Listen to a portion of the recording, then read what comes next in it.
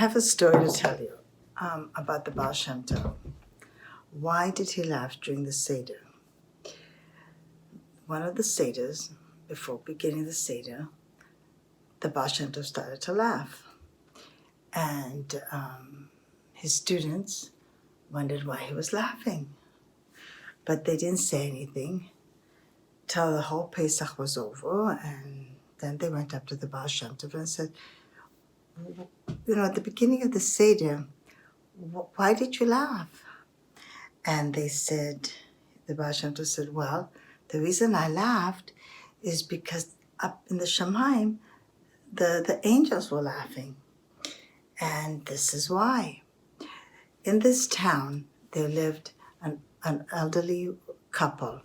And this couple didn't know all of Torah and mitzvahs, but one mitzvah the man learned very well to do from his father is to always have poor people at their table.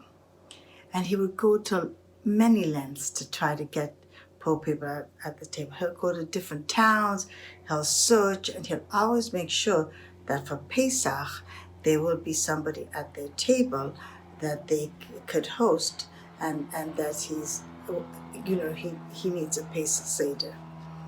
So many poor people found out that they should start coming to him, and they would, in a year in advance, they would know, for Pesach we need to be at this and this house. So sometimes they would have 5 or 6 poor people at their table, and once these poor people, they decided to get smart and trick the old lady and old man. And they said, you know what? We travel a long way we come. And we rush after Purim to make sure we get here on time. You know what? We should stay here at least 5 weeks, a few weeks before Pesach, a few weeks after, and that way we won't be rushed in and out, and we'll be here on time for Pesach.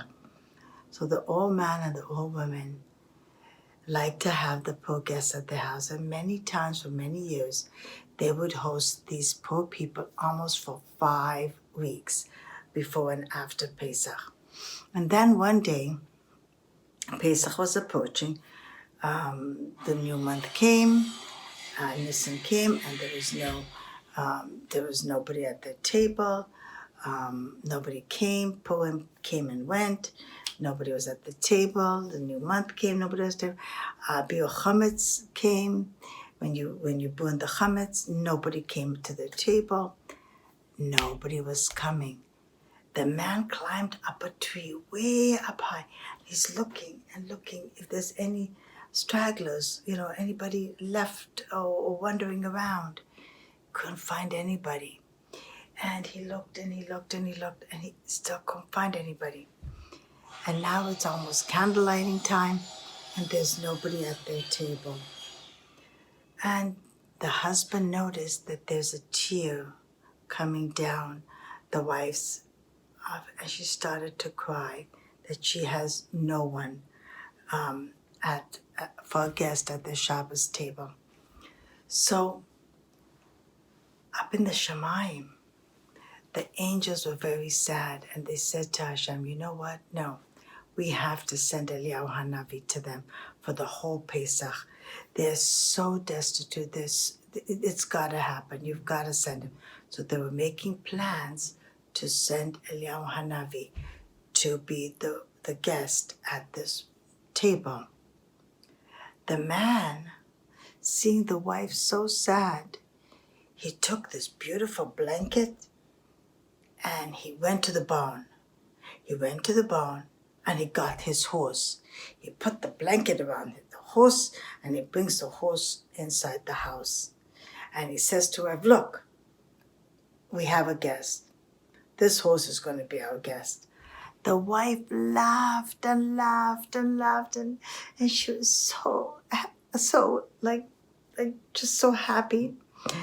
But up in the Shemaim, the angels were laughing. So, oh my gosh, look, they brought a horse to the Pesach Seder. And then the Baal Shem Tov said, so when the Malachim saw the horse, they decided not to send Eliyahu Hanavi. And the Baal Shem Tov says, you know what? What a fool the man was. If he would have just left it up to God. He tried so hard to find guests and he couldn't. God would have sent him Eliyahu Hanavi for the whole Pesach. Eliyahu Hanavi at your Seder, can you imagine? But because the man took it upon himself to do something drastic and bought a horse, even though it made the Malachim laugh and it made the Baal Shem Tov laugh, he lost the opportunity to have Eliyahu Hanavi come to him. I know we're going through a difficult time now, and it's easier said than done. Believe me, I've been cooped up also. We gotta let this run its course and let God do his job. Yes, we daven. Yes, we complain. Yes, we cry. Yes, we give tzedakah as much as we can. Now we miss our grandchildren so, and our friends and our family. But let God do this and let him do it quickly. Let's not do something on our own. God will get us out of this. And by next even before next Pesach, maybe by Shavuos or tomorrow, Mashiach will be knocking at our door. And for sure, Eliyahu Hanavi will be here to welcome a brand new era. All right, I'll see you soon. Bye. I hope you enjoyed the story. Thank you.